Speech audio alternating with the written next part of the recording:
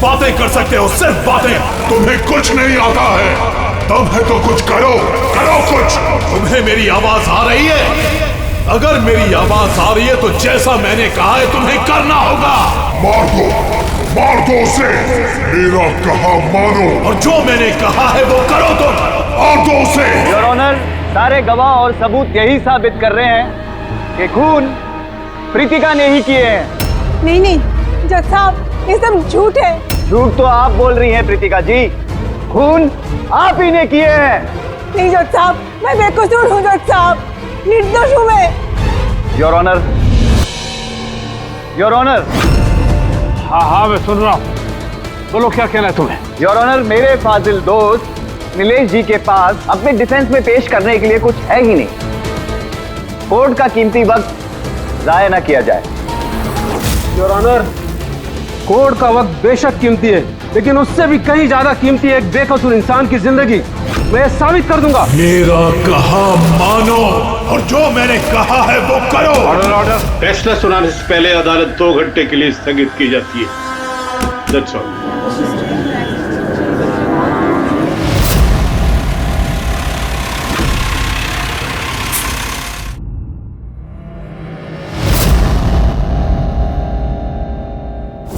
श्रीकांत, तुम्हें उसे मारना होगा, तुम कर सकते हो ये। उसे जिंदा रहने का कोई हक नहीं है, उसका मरना जरूरी है। मार दो श्रीकांत।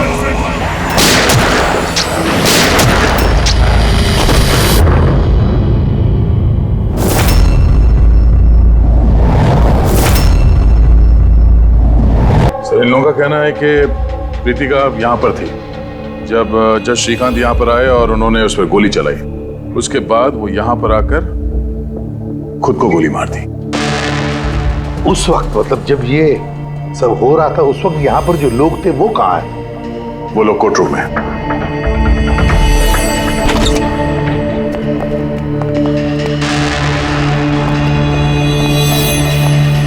जरा डिटेल में बताइए क्या हुआ यहाँ पर।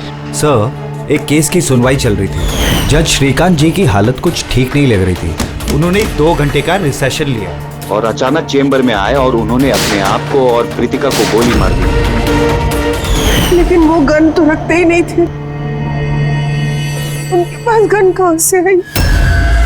ये तो हमें भी नहीं पता सर कि गन आई कहाँ से, लेकिन गन उनके पास थी जरूर सर। तो गन का इंतजाम पहले से कर रखा था। लगता है जज साहब ने पूरी प्लानिंग की थी कृतिका का खून करने की। लगता तो ऐसे ही है। वैसे जज साहब की इस केस में कोई पर्सनल इन्वॉल्वमेंट थी? नहीं सर, ऐसा तो कुछ भी नहीं था। कृतिका के साथ कोई व्यक्तिगत दुश्मनी? जज साहब तो बहुत ही सुलझे हुए इंसान थे सर। केस के हर एक पहलू पर बहुत ही बारीकी से गौर करते थे सर। मुझे पिछले कई दिनों से लग रहा था कि कुछ ना कुछ गलत जरूर है उनके साथ। मैम, क्या जज साहब की तबीयत ठीक नहीं थी? वो तो मुझे नहीं पता, लेकिन हाँ, उनको कुछ अजीब अजीब सी आवाजें सुनाई दे रही थी। वो सब हम एक बार। आ जाइए श्रीकांत, खाना लगा रही हूँ।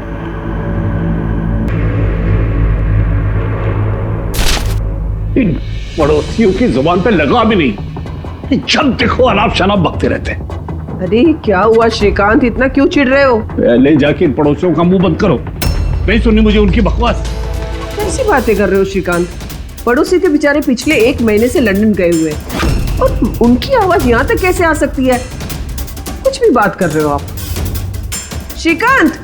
कौशल, पता नहीं श्रीकांत को क्या हो गया है, कुछ अजीब सा बिहेव कर रहे हैं। और पता है तुम्हें, उसे पड़ोसियों की आवाज सुनाई दे रही है, जबकि वो घर बंद है, वहां पे कोई नहीं है। किसे बता रही हो सब?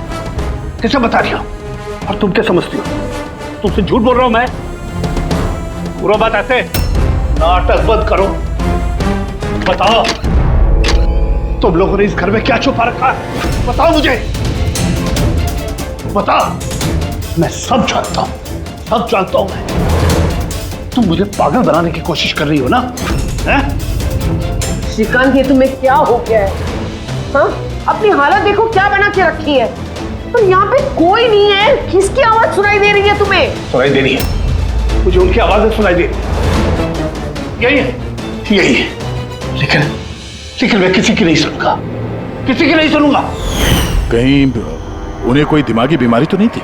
नहीं सर, 15 अप्रैल तक तो ठीक थे, लेकिन हम रेड कैंडी हॉस्पिटल गए थे ना, उसके बाद ये सब कुछ होने लगा था उनके साथ।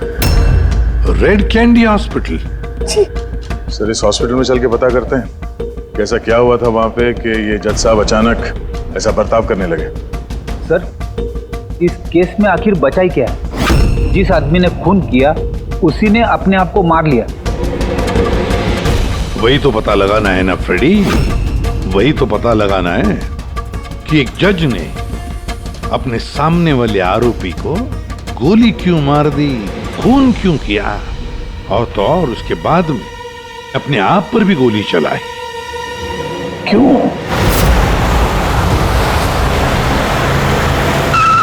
सर, हॉस्पिटल अथॉरिटी ने बताया कि जज श्रीकांत यहाँ पे साइकियाट्रिक ट्रीटमेंट के लिए नहीं बल्कि डेंटिस्ट से मिलने के लिए आए थे। कौन है डेंटिस्ट? कौन है? Sir, doctor Raman. Hello sir, बताइए मैं आपकी क्या मदद कर सकता हूँ? फिलहाल तो आप डॉक्टर रमन को बुलाइए और उनके असिस्टेंट को भी। डॉक्टर रमन, 15 अप्रैल को जज श्रीकांत आपसे मिलने आए थे ना यहाँ? जी हाँ सर, लेकिन सर उनकी मौत से मेरा क्या लेना देना? मुझसे सवाल क्यों? देखिए, हम बस ये जानना चाहते हैं, जब वो आपसे मिले थे तो वो दिमागी तौर से बीमार लग रहे थे? नो सर, मुझे तो ऐसा कुछ नहीं लगा। सर, उनको दिमाग की कोई बीमारी नहीं है और 9 साल से डॉक्टर रमन के पेशेंट है वो। 9 साल से? मतलब आप लोग उसके बारे में बहुत कुछ जानते होंगे। बहुत कुछ नहीं सर, सब कुछ।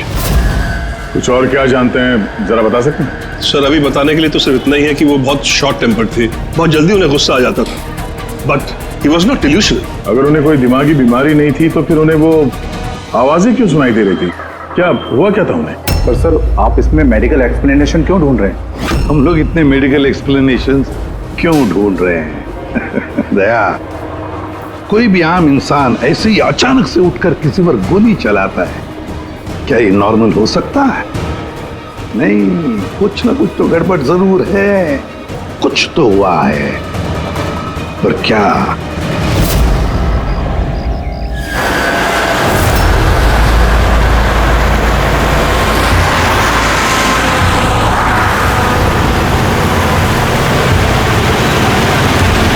वीरेन, तुम बेकार की चिंता करते हो। धनंजय की सिक्योरिटी टीम हमारे साथ है, हम सुरक्षित पहुंच जाएंगे।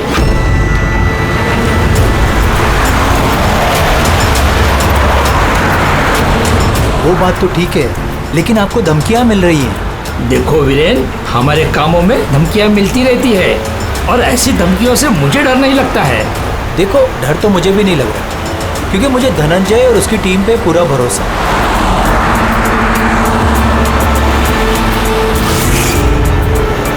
सर, हमने हॉल के 500 मीटर तक लोगों के जाने पर रोक लगा दी है और हर जगह सीसीटीवी से निगरानी की जा रही है। ये बहुत आसान है धनंजय, कायर मत बनो। हम जानते हैं इस काम को तुम पूरा करोगे, वो भी अपने हाथों से। तुम सुन रहे हो ना धनंजय? तुम बुज़दिल नहीं हो तुम बुज़दिल। कायर मत बनो, इस काम को तुम पूरा करोगे। सर, क्या बता रहे थे तुम ब्लॉक बी के अरेंजमेंट के बारे में? सर, मैं ब्लॉक बी के बारे में बात नहीं कर रहा था। सर, आप ठीक है ना? आपकी तबीयत कुछ खराब लग रही है। मेरी तबीयत ठीक है, मैं ठीक हूँ।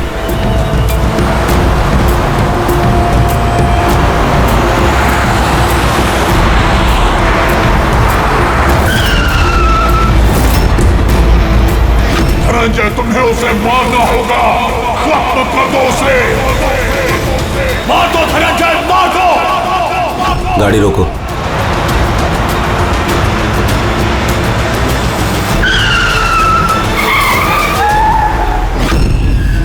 ये इसने गाड़ी क्यों रोक दी? सर, क्या हुआ? शाबाश धनंजय, अपना मिशन पूरा करो, मार दो उसे। याद रहे धनंजय, तुम कायर नहीं हो, तुम ये कर सकते हो। धनंजय यहाँ क्यों आ रहा है? मार दो धनंजय, से गोली मार दो, सोचो मत। मैं देखता हूँ। ओके। क्या बात है धनंजय, गाड़ी क्यों रुकवा दी? धनंजय मारो गोली।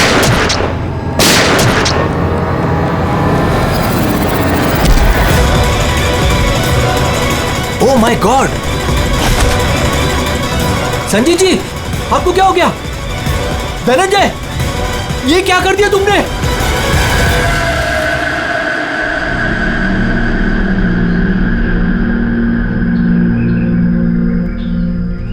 नेताजी के सिक्योरिटी का इंचार्ज वही था? जी सर, धनंजय जी वही इंचार्ज थे। कमाल है सर, जिसे बॉडीगार्ड रखा है उसी ने मार दिया। नेताजी को मारने की कोई खास वजह? सर ये तो धनंजय जी ही बता पाएंगे। इसे एक बात बताओ, गोली अंदर मारी या बाहर से? सर बाहर से मारी, कार के। धनंजय, धनंजय, सदमे में लगता है सर। तुम लोग क्या कर रहे थे? सर नेताजी की चिल्ड्रन फाउंडेशन की मीटिंग थी, वहाँ जा रहे थे। हमारी गाड़ी आगे थी और नेताजी की कार पीछे, और मैं धनंजय जी से नेताजी की सिक्योरिटी के बारे में बात कर रहा था, पर ये मेरी बातों में ध्यान नहीं दे रहे थे और कुछ खोए खोए से लग रहे थे सर। इनके चेहरे में एक अजीब सी बेचैनी थी। मैंने उनसे पूछा कि क्या हुआ, तो कुछ बहकी सी बातें करने लगे। सर जब श्रीकांत के साथ भी तो ऐसे ही हुआ था।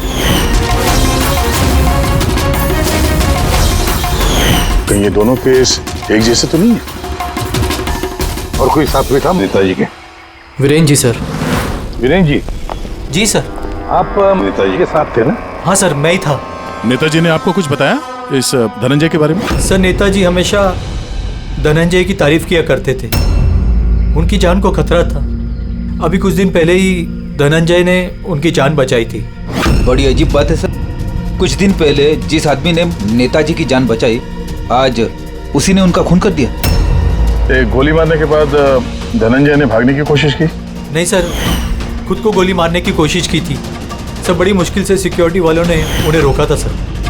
कमाल है सर, जज श्रीकांत ने खून करने के बाद अपने आप को गोली मार दी और इसने भी अपने आप को गोली मारने की कोशिश की। काम करते हैं, धनंजय को ब्यूरो ले चलते हैं, वहीं से उससे पूछताछ करेंगे। और फिर एक बात समझ में नहीं आ रही है दया, खून करने के बाद खूनी अपने आप को गोली मार लेता है, क्यों?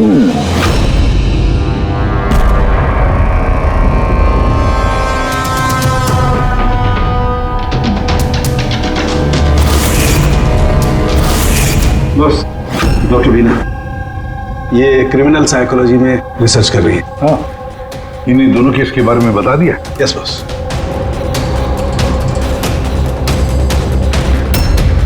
मेरा बेटा कहाँ है?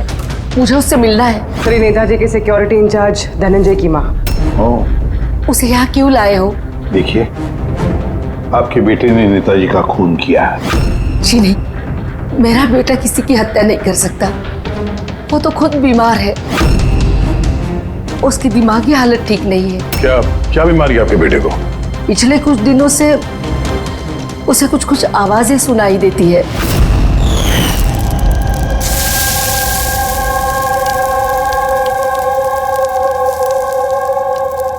धनंजय, क्या बात है बेटा, बड़े परेशान लग रहे हो। ऑफिस में कोई प्रॉब्लम है क्या? कोई टेंशन? 2 दिनों से तुम मेरे साथ भी ठीक से बात नहीं कर रहे हो। कोई तो है यहाँ। सुनो ना, मैं तुम्हारी फेवरेट सब्जी बना रही हूँ, पालक की। इस घर में कोई तो है जो मुझसे बात कर रहा है। अरे मैं ही तो बड़बड़ा रही हूँ, दूसरा कौन बात करेगा घर में? कोई तो है हमारे अलावा इस घर में जो मुझसे बात कर रहा है।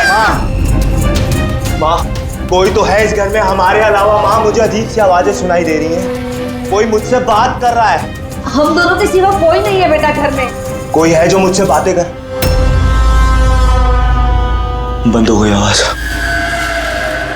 फिर से आ रही है। कोई तो है माँ। कोई नहीं है, कोई नहीं है। अरे कोई तो है माँ यहाँ पर। कोई नहीं है बेटा, तुम यहाँ आ जाओ। लगता है तुम्हारी तबीयत ठीक नहीं है, अभी डॉक्टर के पास जाना चाहिए। लेकिन ऐसा तो स्किज़ोफ्रेनिया में होता है।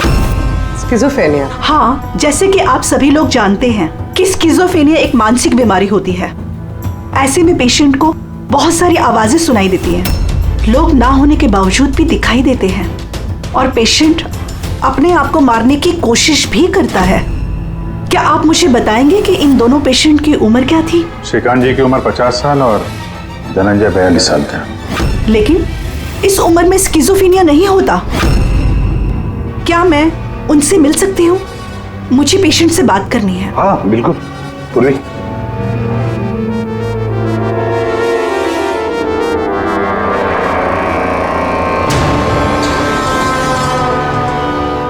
धनंजय, तुमने संजीत को क्यों मारा? मैं कुछ पूछ रही हूँ। धनंजय, तुमने संजीत को क्यों मारा? मुझे कुछ आवाजें सुनाई दे रही थी जो मुझे उकसा रही थी। कह रही थी कि मैं बुज़दिल हूँ, कायर हूँ, मैं किसी का खून नहीं कर सकता। और उस आवाज ने मुझे इतना उकसाया कि मैंने खून कर दिया।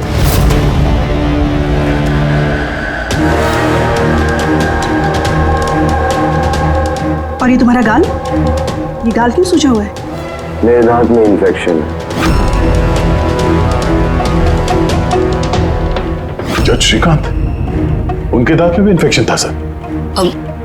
मेरे बेटे के भी दांत के इलाज के बाद ही उसकी तबीयत खराब रहने लगी। क्या?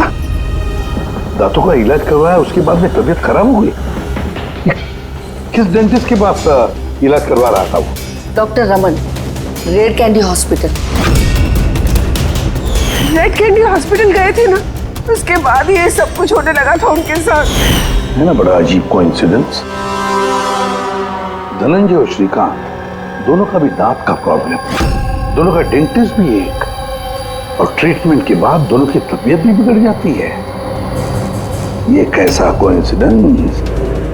गड़बड़ है, बहुत बड़ी गड़बड़ है। इस धनंजय और जज श्रीकांत के दांतों का एक्सरे निकलवाओ, पता तो चले सारा चक्कर है क्या।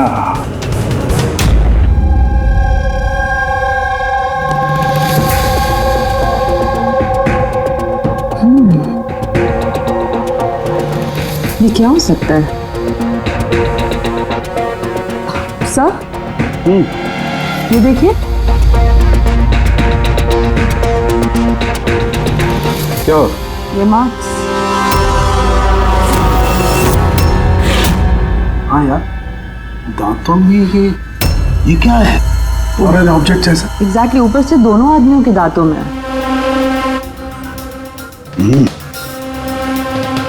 दोनों आदमियों के दांतों में कुछ फॉरेन बॉडी जैसा कुछ। क्या हो सकता? तारिका, एक काम करो, एसीपी साहब को फोन कर दो, उन्हें बोल दो कि केस की जड़ मिल गई है।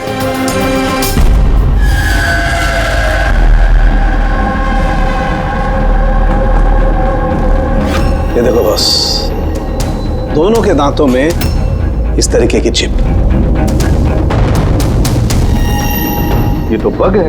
हाँ, ये बग ही है। सर, ये तो जासूसी में इस्तेमाल होने वाला ट्रांसमीटर जैसा कुछ है। बॉस, इसके जरिए ही श्रीकांत और धनंजय को वो आवाजें सुनाई देती थी। तो ये चिप ट्रिगर का काम कर रही थी। इसी के जरिए वो उकसाने वाली आवाजें उनके कानों तक पहुंच रही थी और वो लोग किसी की जान तक लेने को मजबूर हो गए। मुझे तो लगता है ये काम डॉक्टर रमन का ही है। उन्होंने ही दांतों की ट्रीटमेंट की थी। पूछताछ करनी पड़ेगी डॉक्टर रमन से, और एक एक्सपर्ट को भी बुलाओ।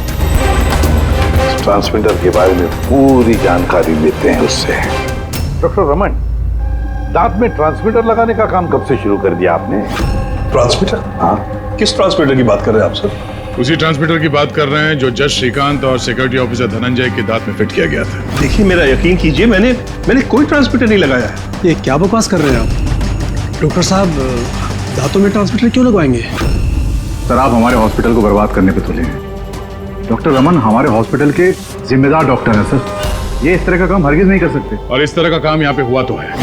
हमें श्रीकांत और धनंजय के दांत से ये ट्रांसमीटर मिला है। और इन्हीं ट्रांसमीटर्स की वजह से वो दोनों भी स्किज़ोफ्रेनिक बन गए। सर वो दोनों मेरे बहुत पुराने पेशेंट हैं। श्रीकांत 9 साल और धनंजय 2 साल। सर भला मैं अपने पेशेंट के साथ ऐसा क्यों करूं? ये तो आप बताइए ना, क्यों लगाया ट्रांसमीटर? मेरा यकीन कीजिए, मैंने कोई ट्रांसमीटर नहीं लगाया। क्योंकि डॉक्टर रमन के पास ट्रांसमीटर बनाने और उससे मोलार इम्प्लांट्स की ट्रेनिंग ही नहीं है। ये सिर्फ डॉक्टर हैं, दांतों के अच्छे डॉक्टर। और सर हम यहाँ पे दांत लगाते हैं, बनाते नहीं। दांत तो बाहर से ऑर्डर देने पे आता है। कहाँ से ऑर्डर करते हैं आप ये दांत? डेंजा बायोकेयर। डेंजा बायोकेयर। रेडी पंकज, डॉक्टर रमन की चेम्बर्स अच्छी तरह से चेक करो, एक एक कोना छान मारो। और कितने लोगों के दांत इम्प्लांट किए हैं? जी लगभग 20 लोगों का। अच्छा, तो उन सभी लोगों के नाम और पता चाहिए हमें। दया हो सकता है इन 20 लोगों की जान को खतरा हो।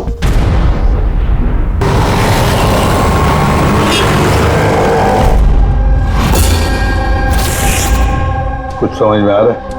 हाँ सर, कुछ समझ में आ रहा है। यही कि ये ट्रांसमीटर जितना छोटा है उतना ही पावरफुल है। कितनी रेंज है इसकी? सर इसकी रेंज यही कोई 15 से 20 मीटर है। यानी अगर इस ट्रांसमीटर से किसी को कम्युनिकेट करना है तो उसे 15 से 20 मीटर के दायरे में रहना होगा। इसकी फ्रीक्वेंसी हम लोग ट्रैक कर सकते हैं? बिल्कुल ट्रैक कर सकते हैं, लेकिन उसके लिए हमें पहले ये जानना होगा कि ये ट्रांसमीटर कितने हर्ट्ज पे काम करता है। तो पता लगाओ कितने हर्ट्ज पे काम करता है ये, क्योंकि फ्रीक्वेंसी हमारे लिए बहुत जरूरी है। जहां पर ये फ्रीक्वेंसी एक्टिव होगी वहीं पर हमारा खोज ही होगा। ठीक है सर, आप थोड़ा सा वक्त दे दीजिए, मैं जल्दी पता लगाने की कोशिश करता हूँ। ठीक है। ये कहानी आके रुक जाती डॉक्टर रमन के नाम पर। सारा का सारा शब्द डॉक्टर रमन पे ही है। लेकिन सर वो अपने पुराने पेशेंट का खून क्यों करेगा? हाँ सर, हॉस्पिटल एडमिनिस्ट्रेटर बता रहा था कि ऐसा ट्रांसमीटर बनाने की काबिलियत डॉक्टर रमन में नहीं है। तो शक के घेरे में तो ये कविता और वीरेन भी है। हो सकता है इनमें से किसी ने मारा। हो सकता है, बिल्कुल हो सकता है, लेकिन ये जो भी है वो 15 और 20 मीटर के दायरे में ही काम कर रहा है। जो 20 लोगों के बारे में क्या पता चला? नहीं सर, उनका आपस में कोई कनेक्शन नहीं है। यहाँ तक कि श्रीकांत और धनंजय ये भी एक दूसरे को नहीं जानते थे। फिर भी अभी उन 20 लोगों से जाकर मिलो, उनसे पूछो क्या उनके साथ भी वैसे हो रहा था जैसे धनंजय और श्रीकांत के साथ हो रहा था क्या? और एक बात, लॉर्ड चेंबर और चेंबूर, पता लगा वहां पर कितने सेलफोन एक्टिव थे उस खून के दौरान। और देख, उस दांत बनाने वाले कंपनी में जाकर पूछताछ करो, देखो कौन हो सकता है जो दांत में ट्रांसमीटर फिट कर सकता है।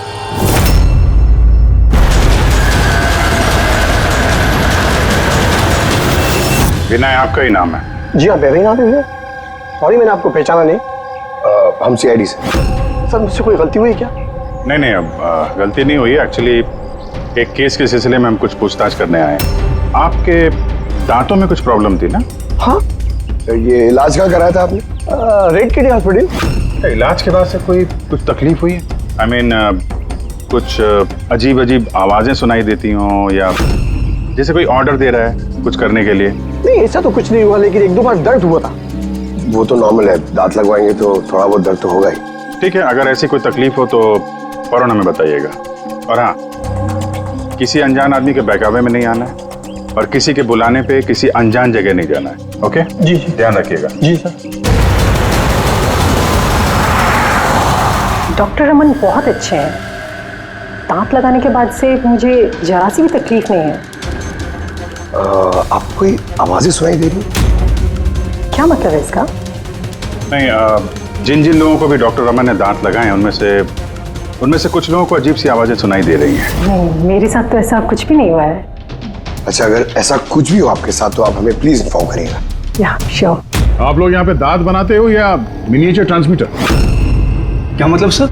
मतलब ये कि यहाँ पे दांतों में ट्रांसमीटर फिट किए जाते हैं, खून करने की साजिश रची जाती है यहाँ पे। हा? नहीं सर, आप लोगों को गलतफहमी हो गई है।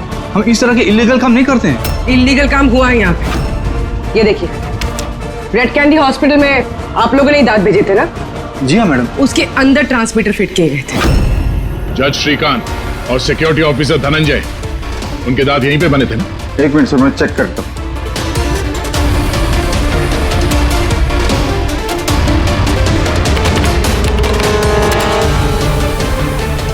हाँ सर, दांत तो यही बने हैं, लेकिन अगर वो हमारी एम्प्लॉय रूपाली होती जिसने ये दांत बनाए हैं तो सच्चाई पता चल जाती। कहाँ है आपकी वो एम्प्लॉय रूपाली? वो तो कल रात गुजर गई।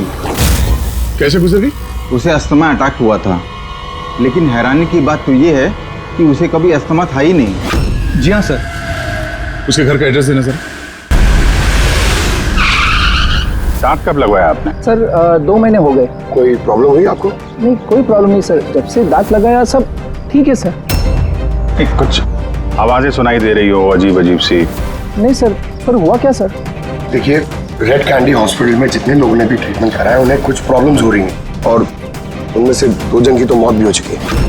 सर मैं मरना नहीं चाहता सर। नहीं, आप घबराइए मत, ऐसा कुछ नहीं है। आपको कभी भी ऐसी कोई प्रॉब्लम हो कि कुछ अजीब अजीब सी आवाजें सुनाई दे रही हो, या फिर कोई ऐसा आदमी दिख रहा हो जो है नहीं, मतलब दूसरे बोल रहे हैं कि किससे बात कर रहे हो, तो अगर ऐसा कभी हो तो फौरन हमें कांटेक्ट करिएगा। और कितने लोग बचे पंकज? सर चेक करने के लिए और 5 लोग बचे हैं सर। 5 को भी जल्दी से जल्दी चेक करना होगा। क्या पता उस हत्यारे का अगला निशाना इन्हीं में से कोई हो। हाँ सर।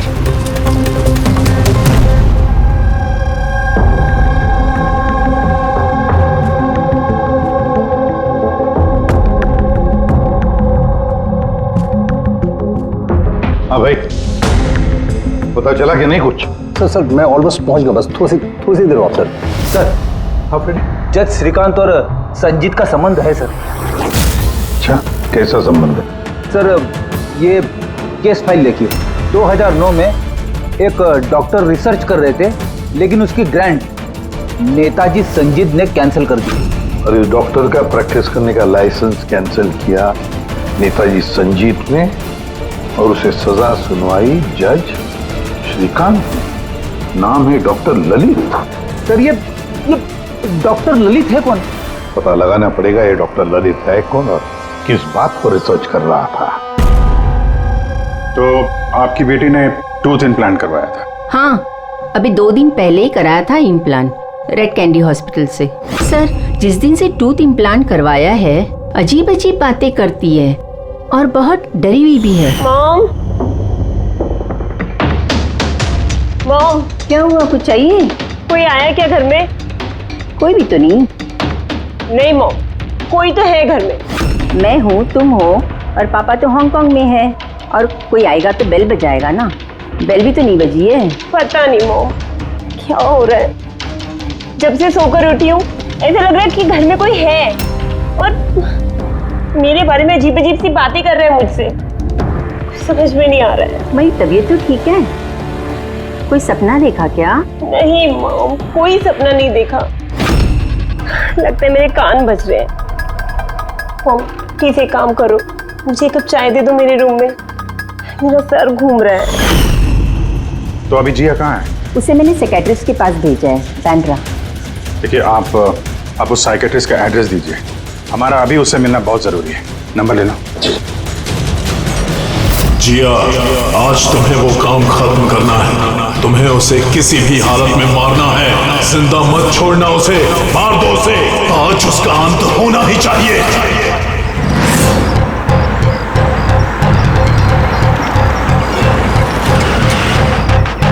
कहाँ जाएंगे मैडम?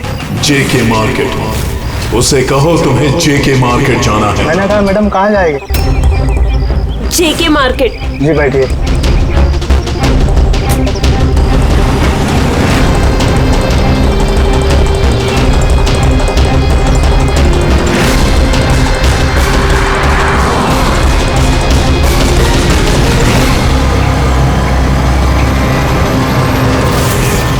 तुम डरपोक हो तुम, कुछ नहीं कर सकती तुम, 1 नंबर की डरपोक हो। झूठ, मैं डरपोक नहीं हूँ और मैं किसी को नहीं मार सकती। मैडम आपने मुझसे कुछ कहा? हाँ, अब नहीं, मैंने कुछ नहीं कहा। नहीं, कुछ नहीं कहा मैंने। मैं कहाँ बात कर रही हूँ?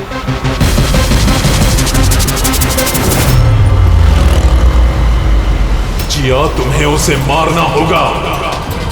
तुम उसे जिंदा नहीं छोड़ सकती, तुम्हें उसे मारना होगा जिया, मारना होगा तुम्हें। नहीं, मैं किसी का खून नहीं करूंगी। रुकेगा भी नहीं। अरे भैया, गाड़ी क्यों रोक दी? मैडम, गाड़ी आगे नहीं जाएगी। क्यों नहीं जाएगी? मैंने कहा है मैडम, गाड़ी आगे नहीं जाएगी। अगर ले जाना ही नहीं था तो बैठाया क्यों? मैडम, आप उतरती है या मैं गाड़ी से उतर जाऊं?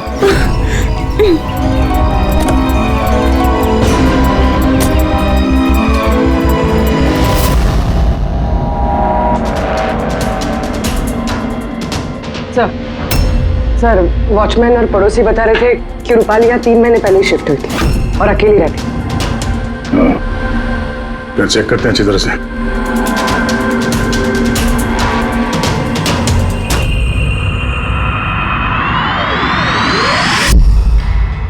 ये क्या है?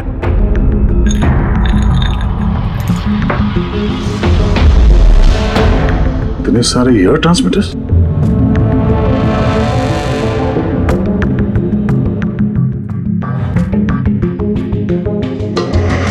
ये डॉक्टर रमन की पेशेंट्स की पूरी डिटेल्स भी है इसमें। ये देखो। सर, ये जिया तो वही है जिसके बारे में अभिजीत सर ने हमें बताया था। सर, ये रूपाली, ये कहीं किसी की कठपुतली तो नहीं थे? हो सकता है। शायद खुनी को पता चल गया होगा कि हम लोग रूपाली तक पहुंच जाएंगे, इसलिए मार दिया उसे।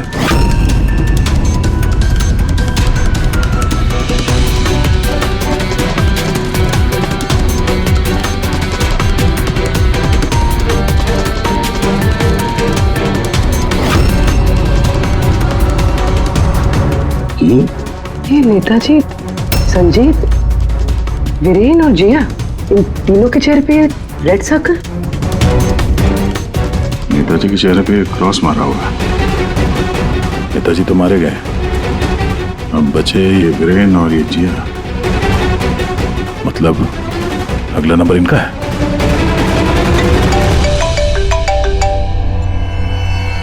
हाँ जी, ये जिया साइकेट्रिस्ट से मिलने के लिए गई थी, लेकिन वहां पहुंची ही नहीं है। अच्छा, हमें यहाँ रूपाली के घर में एक तस्वीर मिली है जिसमें नेताजी, संजीत, वीरेन और जिया है।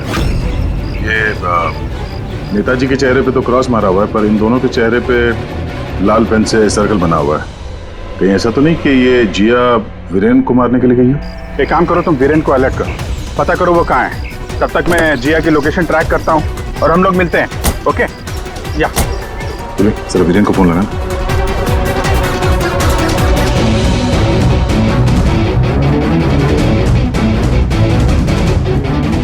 सर, वीरेन का फोन तो बंद है। सर, मिल गया। हाँ सर, ये ट्रांसमीटर 1.8 मेगाहर्ट्ज से 2 मेगाहर्ट्ज के बीच में काम करता है। ग्रेट। 1.8 मेगाहर्ट्ज से 2 मेगाहर्ट्ज पर। हाँ सर। दया, मेरी बात ध्यान से सुन लो। हाँ, पहले तो फ्रेडी ने कमाल कर दिया है। हाँ, रिसर्च करके ऐसा नाम निकाला है जिसका कनेक्शन इस नेताजी संजीत और जज श्रीकांत के साथ है। उस आदमी का नाम है डॉक्टर ललित। हाँ, डॉक्टर ललित। यस, मुझे तो ये डॉक्टर ललित ही बहुत गड़बड़ लग रहा है दया। मुझे तो उसी पे शक होने लगा है, क्योंकि डॉक्टर ललित का कुछ साल पहले इस नेताजी संजीत ने प्रैक्टिस करने का लाइसेंस कैंसिल कर दिया था, और फिर इस डॉक्टर ललित को जज श्रीकांत ने सजा सुनवाई। और हुआ क्या? पहले खून हुआ जज श्रीकांत का, और फिर उसके बाद में नेताजी संजीत मारा गया। ये खून कौन कर सकता है? ये डॉक्टर ललित ही कर सकता है। उसी का कनेक्शन है इन दोनों के साथ। बस अब डॉक्टर ललित जिस फ्रीक्वेंसी पर ऑपरेट करता है वो फ्रीक्वेंसी भी पता चल गई। हाँ, टेक्नो एक्सपर्ट ने ये बता दिया है, 1.8 मेगाहर्ट्ज से लेके 2 मेगाहर्ट्ज तक। बस अब इस फ्रीक्वेंसी पर हम टैप करेंगे डॉक्टर ललित को, पता चलेगा ये डॉक्टर ललित किस किस से बात करता है और क्या बात ही करता है। और दया, ये रेडियो फ्रीक्वेंसी 1.8 मेगाहर्ट्ज से 2 मेगाहर्ट्ज हमारे सारे पुलिस स्टेशन और रेडियो लाइन्स को बता दो। अब देखते हैं कब तक भागता है ये डॉक्टर ललित।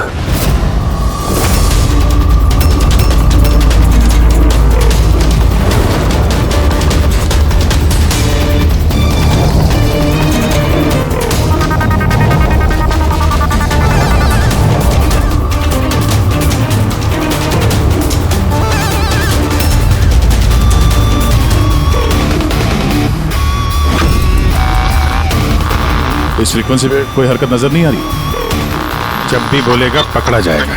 पूरी मुंबई इस फ्रीक्वेंसी को हर 5 किलोमीटर में ट्रैक कर रही है। अगर जिया वीरेन को मारने निकली है तो वो खूनी 1.8 या 2 पे जरूर आएगा।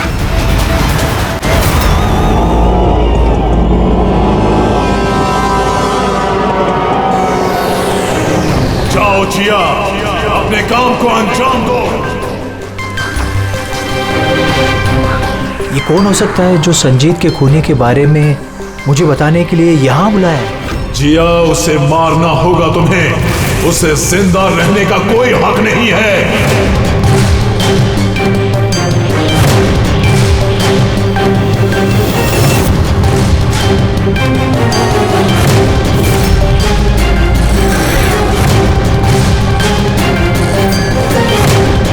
ज्यादा सोचो मत, मार दो जिया, उसे मार दो। उसे जिंदा रहने का कोई हक नहीं है। उसकी तरफ देखो, पहचानो उसे, वो तुम्हारे सामने है। Kill him। उसे जिंदा रहने का कोई हक नहीं। उसी की आवाज है। फ्रीक्वेंसी लोकेट करो। देखो, अपनी बैग से गन निकालो।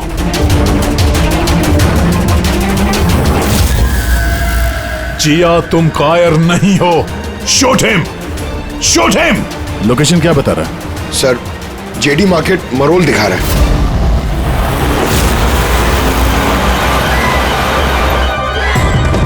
कम ऑन जिया, मारो, मारो उसे। सर, ये क्या हो रहा है? ये मुझे क्यों मारना चाहती थी? किसी ने मुझे फोन करके बुलाया कि संजीत की खूनी के बारे में बताने वाली थी। घबराइए नहीं, ये सब एक प्लान था। आप अभी सेफ है, आप जा सकते हैं। Okay sir, thank you. तो खूनी यहीं कहीं होगा। भीड़ में मिक्सअप हो गया है। सिग्नल यहीं है, देखते हैं।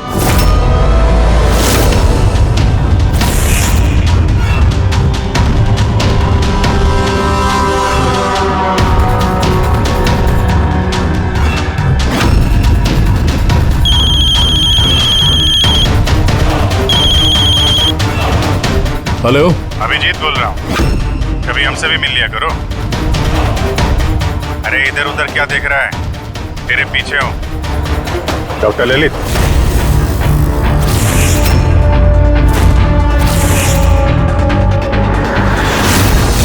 हॉस्पिटल के एडमिनिस्ट्रेटर पवन। मुजरिम चाहे कितने भी नाम बदल ले, चाहे कितने भी भेस बदल ले, एक ना एक दिन शिकंजे में फंस ही जाता है। क्यों? चलो।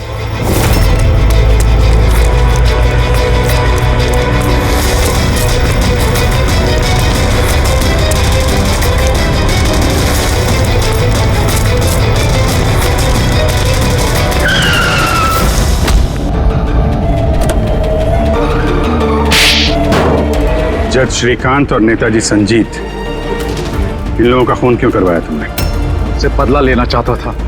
बदला? लोगों ने मेरी जिंदगी बर्बाद कर दी थी। कैसा बदला? मैं एक होनहार डॉक्टर हूँ।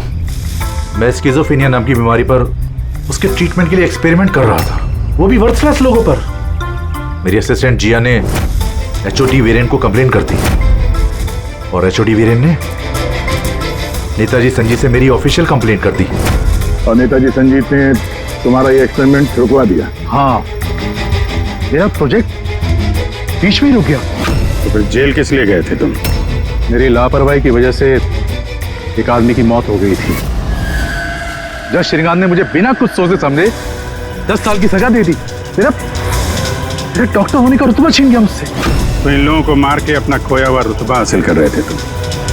रमन और रूपाली, इन दोनों का क्या इन्वॉल्वमेंट था? जेल से बाहर आने के बाद मैंने अपने दुश्मनों को ट्रैक करना शुरू कर दिया। मैं उनके अंदर एक डिवाइस फिट करना चाहता था जिससे उनको कुछ पता ना लगे। डॉक्टर रमन और रूपाली मेरी इसमें मदद कर रहे थे। उन लोगों ने कैसी मदद की? जज श्रीकांत और जिया को दांतों में प्रॉब्लम थी। वो अपने चेकअप के लिए डॉक्टर रमन के क्लिनिक पे जाते थे। नेताजी संजीत के दांतों में कोई प्रॉब्लम नहीं थी, बल्कि उनके बॉडीगार्ड धनंजय को दांतों में प्रॉब्लम थी। मैंने उसे फ्री डेंटल चेकअप का लालच दिया और डॉक्टर रमन के क्लिनिक पे भेज दिया। डॉक्टर रमन ने उन्हें नया दांत लगाने की सलाह दी और मेरे कहने पे रूपाली ने उनके दांतों में डिवाइस फिट कर दिया। और रूपाली सब करने के लिए मान गई? हाँ। क्योंकि मैं रूपाली से प्यार करता था। हम दोनों ने मिलकर एक डेंटल क्लिनिक खोला था। रूपाली इस काम में मेरी मदद कर रही थी। तो फिर उसका खून क्यों किया तुमने? क्योंकि जब श्रीकांत और नेताजी के मरने से आप उस तक पहुंच जाते और वो मेरा नाम ले देती, इसलिए मैंने उसे हमेशा हमेशा के लिए चुप करा दिया। फिर बदला लेने के लिए क्या कुछ नहीं किया तुमने? इतनी सफाई से खून किए, पर फायदा क्या हुआ? आखिर में पकड़े गए ना? मेरा मिशन किसी को मारना नहीं था सर, मैं बस अपने आप को जीनियस साबित करना चाहता था। मैं चलते फिरते इंसानों को हथियार बना सकता था। अगर यही दिमाग किसी अच्छे काम में लगाते तो आज मुजरिम नहीं बनते और जिंदगी भर जेल की सलाखों के पीछे सड़ते नहीं।